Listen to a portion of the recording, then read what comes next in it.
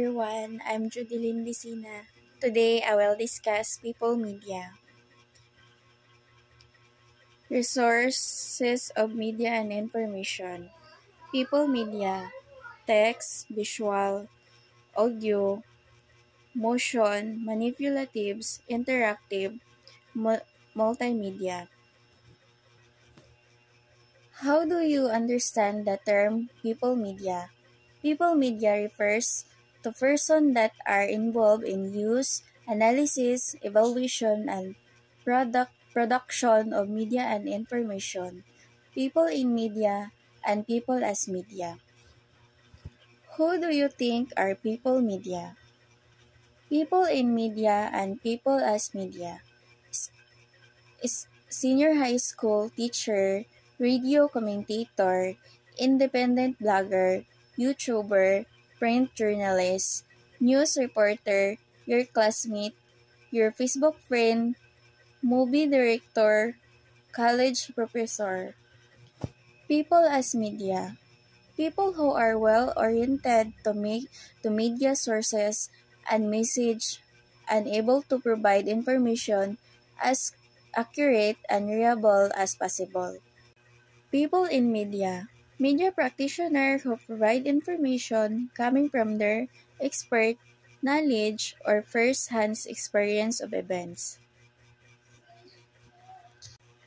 People as media. Opinion leader, criticism journalist, social journalist, crowdsourcing. People as media. Opinion leaders, highly exposed to an active use media, source of viable interpretation of message for lower and media user. Opinions are acceptable by a group. People as media, citizen journalism. People without professional journalism training can also the tools of modern technology and internet to create argument or fact check media on their own or in collaboration with others. Citizen journalism. People as media. Social journalism. Journalists are use social media to make their content available more people. People as media. Crowdsourcing. The practice of obtain needed service, ideas, or content by soliciting contribution from a large group of people, and especially from the online community. Examples of crowdsourcing. People in media.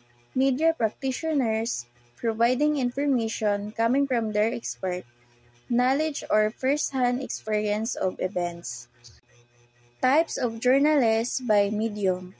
Print journalists, photojournalists, broadcast journalists, multimedia journalists. Examples of people in media.